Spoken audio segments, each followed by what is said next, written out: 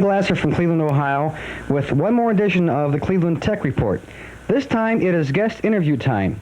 Sitting next to me is a man whom I'd met about 3 years ago from Ypsilanti, Michigan.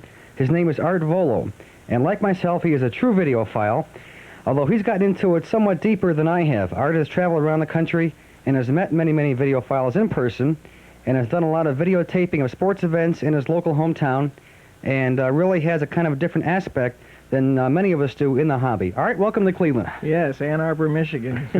Go Blue. You know, the funny thing is, can we say what anything what day we are not? Actually cutting this videotape here is on the 22nd of November, and we just got done watching the Michigan-Ohio State football game on TV. And the funny thing about this is, last year I actually videotaped the game myself with my own Portapack, a Sony 3000. With at that time, I think I was using an RCA 004 camera, and which performed very well. And now I have the Sony 2000. I took the tape, even though Ohio State beat us on our own home turf last year. I took the tape over to Bo Schembecker, the head coach's house, 2 nights later, and he said that he actually liked my coverage of the game that I did with my own home video setup better than ABC's coverage because I stayed a little wider on the shots. Now, of course, what Bo doesn't know is I don't know who's got the ball half the time, so I stay wide until I'm sure. Of course, as a coach, he appreciates that very much.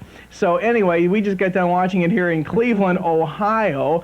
And this guy went to Ohio State, and I'm, of course, from the great state of Michigan, so it was really an interesting afternoon. Yes, it was, very much so. How'd you get into the videotape hobby way back in the beginning? How'd you first find out about video machines and really start building your own library and trading with people? Good question, Ray. What happened was I was reading through Parade magazine. I don't know if they still do it, but in Parade, the Sunday supplements in a lot of papers around the country, they have a thing called the Parade of Progress, I guess, where they have newer products that are coming out of the market. And the first Sony, the LV 1901, which was the console with the 19-inch TV in it, it says you can videotape your own shows. Well, I knew this was going to happen eventually because I had some videotapes of TV shows that I was on. I've seen them, Sure, and I had them on the big 2-inch tape, knowing that one day there was going to be home video, but I didn't think it'd be till sometime in the 1980s. So it was definitely ahead of schedule because I went to a store, I saw the first machine, and then when the deck came out, the 7200, I said the answer to my prayers, I had to have one. Same here. And I dropped 1,300 plus tax, as I guess so many of us did. And because I was addicted to the $20,000 pyramid, and I had some way of taping it when I wasn't home. And you're still taping it to this day, right? Well, no, the show unfortunately went off the air, but I have the last show on tape. I'm glad of that. Okay. You also subscribe and write for the Videophile, published out of Tallahassee. How'd you first contact? 3 years. How'd you first make contact with the Videophile magazine? Guy named Risty, who collects a lot of rock and roll material out in California. He turned me on to it. He was living in Ann Arbor, Michigan at the time, and he was getting the first issues. I don't know how he even found out about it. And he had access to cable television. That's how I found out about Risty. He showed me this thing, and I contacted them. I started subscribing to it. I said to the guy, Jim Lowe, I said, hey, could I write a thing for it? So I wrote a column called The Michigan Update, and then I decided that was too sexist to the state of Michigan, if you know what I mean. So I thought, especially we don't want to offend Ohio people, because this football rivalry, believe me, goes far beyond the gridiron. And so therefore I thought, why don't I call it something else? And a friend of mine named Uncle Steve up in Michigan came up with a great name, State of the Art. And that's what I'm calling it today. Give Uncle Steve full credit for that. Why don't you tell the folks out there how you and I met? I forget. I think we met through was Mark. Hitchhiking, I think.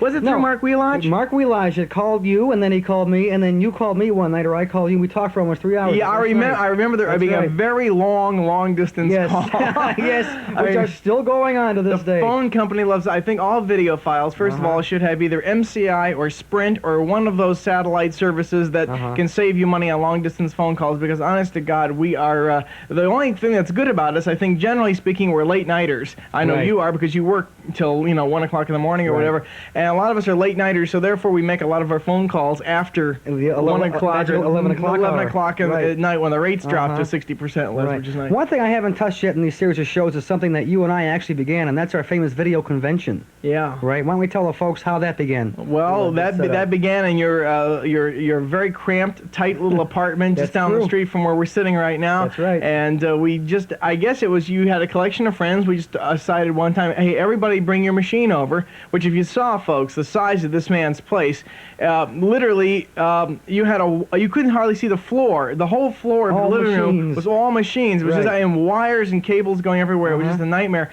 But we had a lot of fun, and we expanded upon it, and it got bigger and bigger, and now with a little control, good heavens, I don't know where it's headed, but we do have a lot of fun. Yeah. What began, too, was I have a collection of friends here in Cleveland who also are videotapists like myself. Yeah, Art has his own collection up in Detroit, and we all decided to meet in the Central Point. Southeastern Michigan. Right, okay. In between Detroit and Cleveland. So we all came to a small town in Ohio, stayed at a hotel, was owned by a videophile. We got together in one big banquet room, and we began calling it our Ohio VideoCon, or Video Convention. Yeah, and it turned out, I think the biggest we've had is, what, about 60 people so far? It's really getting outrageous now. Yes, it is. We have to put some controls on it, otherwise it may get totally out of hand. That's true. You were one of the first to buy the MCA video disc when it first came out, right? You still have it? Yeah, the Magnavox one. But I got rid of it. I don't like video discs, folks. You can go out and buy one if you want, but it's a pain because they have to be turned over every 23 minutes. If you get the extended play ones, of course, there's no special features. And what's the sense of having a video disc if you're not going to get the special features? You know, plus the fact that the biggest thing that I wouldn't have one for is you can't record on them. Of course, you can't. And you can't record on them. And plus that, to make things even worse, is it takes forever for that thing. It's spinning at 1800 RPM. And I mean, you can't get up to 100 RPM that quick. So it has to slow down, then you can release the lid, open it, turn the disc over, then it has to get all the way back up to speed. You have to go through all these kaleidoscopic special effects. They do no overlapping, so you have to remember what the last thing was on the other side of the movie on the back side. To continue on, it's almost as bad, if not worse in some respects, than a commercial interruption when you're watching a movie on television. That's just about right. It really is, because it's really a pain.